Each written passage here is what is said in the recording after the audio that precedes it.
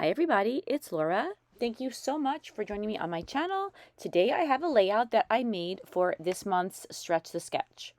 In Stretch the Sketch, we take a sketch that's intended for a 12 by 12 inch layout and we either stretch it to a larger format or we shrink it to a smaller one.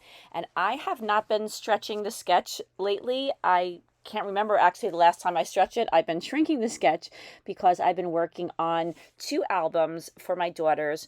And although it's taken me quite a long time, I think I'm finally seeing there's a possibility that I might be done with these 2 projects very soon. I have one complete album of layouts for one of my daughters, and then I'm working on the second one, and I'm probably 3/4 of the way done with that second album. So maybe I will be stretching the sketch at some point in the future, but I do still have a few more layouts to shrink.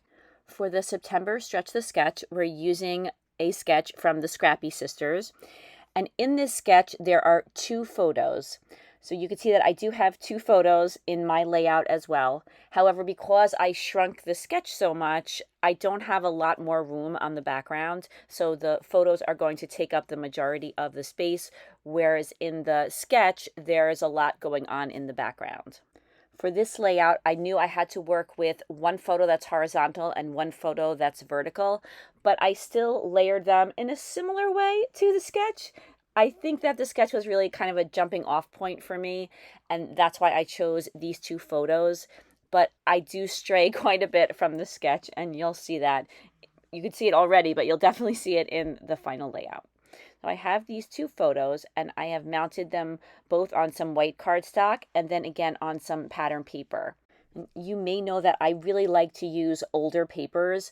I use them all the time, and I've especially been using them in this album. For this page, I used an older My Mind's Eye collection called Collectible. And if you are familiar with the way My Mind's Eye collections used to work, they would have one name for the whole line. They would call it, in this case, Collectible, and then they would have names for the different color schemes within that line. So the specific name of these papers that I'm using today is Notable. I didn't have a lot of embellishments, so I ended up using embellishments from some stickers that I had that are not My Mind's Eye.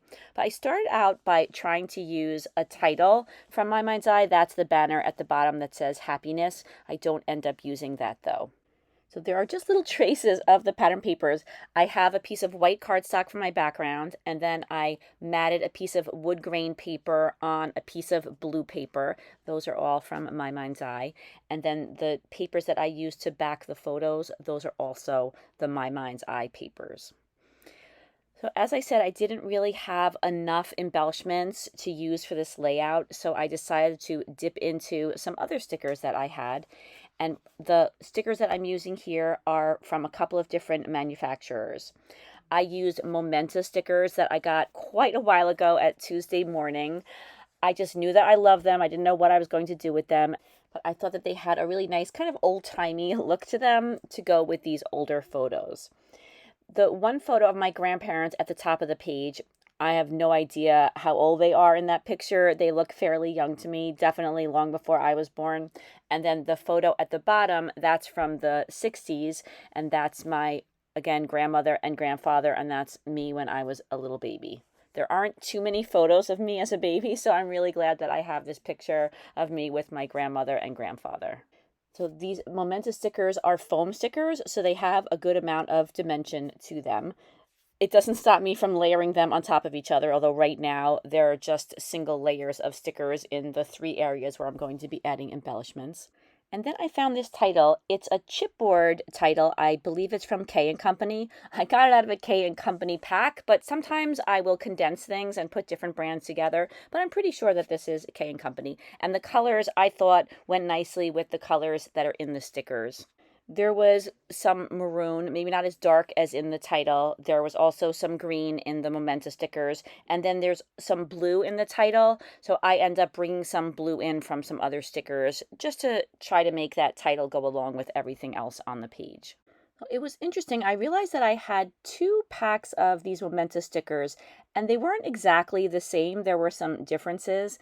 And that kind of worked out well for me because I wanted to include a little birdhouse to the right of the photo, but the one that was on one pack of stickers was a little bit too big. So I was able to peel this foam sticker off of another sticker on the other sticker pack and then use that to the right of the photo.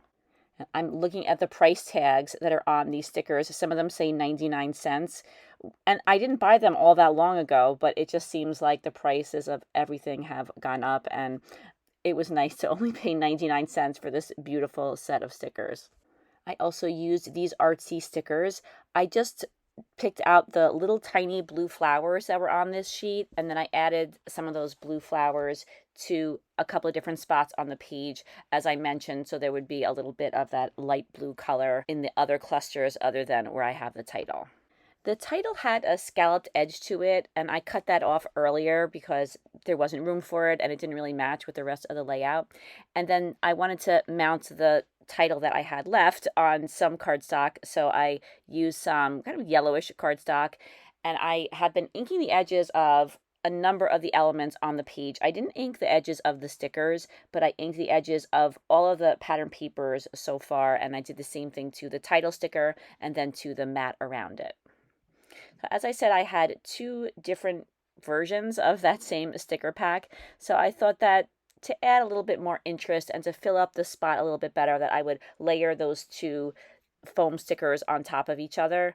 And it does fill up that space a little bit. I don't know if I got a little bit too crazy with adding embellishments to this page, but I think it turned out okay, even though I think I have as many embellishments on this page as I would on a 12 by 12 inch layout, or at least kind of close. I wanted to add some photo corners. I tried adding some red and yellow photo corners. I didn't like those, so I punched out some blue corners, and I decided that I liked those. That color contrasted a little bit more with the photos, so you could see them better.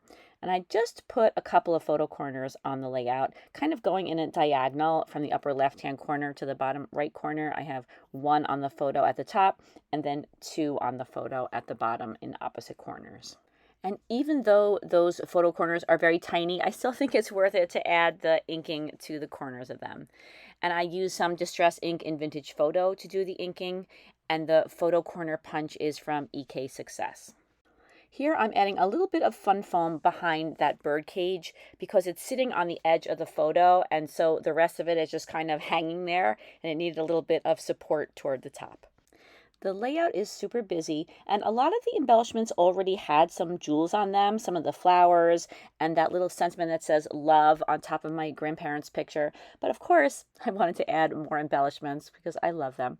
So I added some pearls to the three photo corners. I also added some very, very teeny tiny little pearls to those small blue flowers on the layout, and then also to one of the orange flowers in the upper right-hand corner. So now I'm adding some splatters. I did not like the way the splatters came out in the lower left-hand corner, so I quickly wiped them away, and then I'll add more splatters in a moment.